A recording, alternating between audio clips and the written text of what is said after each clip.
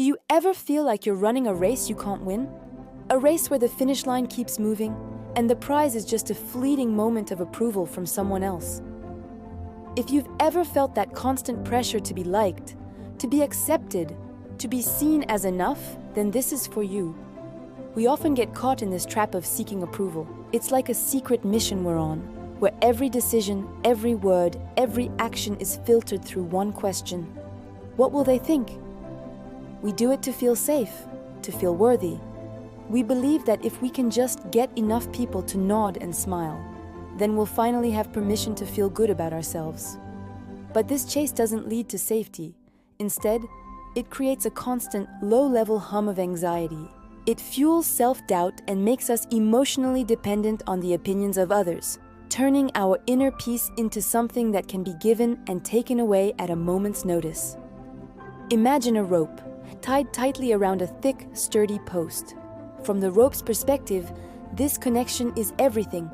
It believes its safety, its very existence, depends on holding on. The post is its anchor, its security in a world of wind and storms.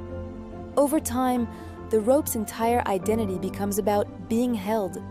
It forgets what it was made for: to be flexible, to be strong, to connect things, or even just to lie peacefully in the sun. Its purpose shrinks to simply clinging to that post, but as time goes on, the constant tightness creates friction. The fibers start to fray. The tension builds and builds, causing a deep, aching strain. The very thing it believed was keeping it safe is now the source of its pain and confinement. Does that feeling sound familiar? Now let's imagine what happens when the rope finally lets go. Maybe a strong gust of wind loosens the knot, or perhaps it just gets tired of the strain. For a moment, there's a feeling of free fall, a scary sense of uncertainty. But then, something amazing happens.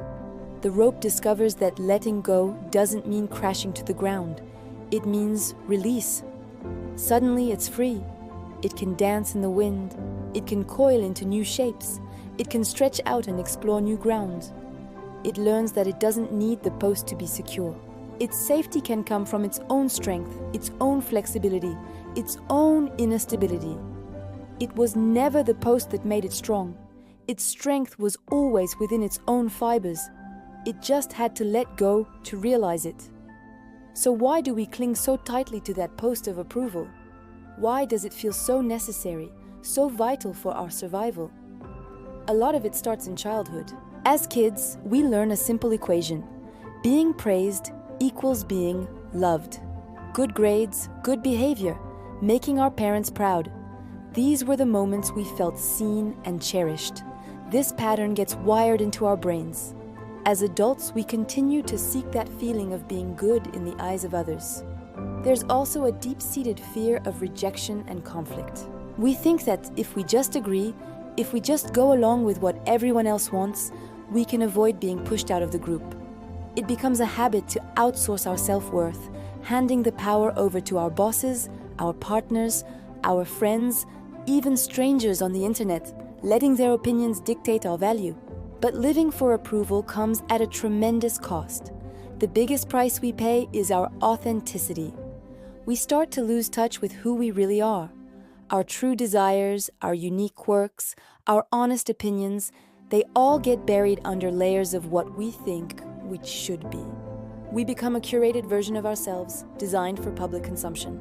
This leads to chronic self-criticism. We're always scanning for our own flaws, terrified that someone else will spot them first. It's emotionally exhausting. Imagine spending all your energy trying to read everyone's minds and meet their unspoken expectations. There's no energy left for you, for your own joy, for your own life. And underneath it all is a constant fear of disappointing people, a fear that makes it impossible to ever truly relax and just be. So how do we begin to untie that rope? How do we shift from seeking external validation to building our own inner grounding? It's not about suddenly becoming a rebel who doesn't care about anyone. It's a much gentler process. It starts with slowing down. Slowing down enough to listen to the quiet voice inside you that has been drowned out by the noise of everyone else's expectations. What do you actually need right now? What does your heart truly want? Next, we have to learn to allow discomfort. When someone disapproves of your choice or doesn't understand your path, it's going to feel uncomfortable. Our instinct is to immediately fix it, to explain ourselves, to win them back over. The practice here is to just sit with that discomfort, to feel it, acknowledge it, and let it pass without trying to control the other person's reaction. Their opinion is theirs. It doesn't have to become your reality.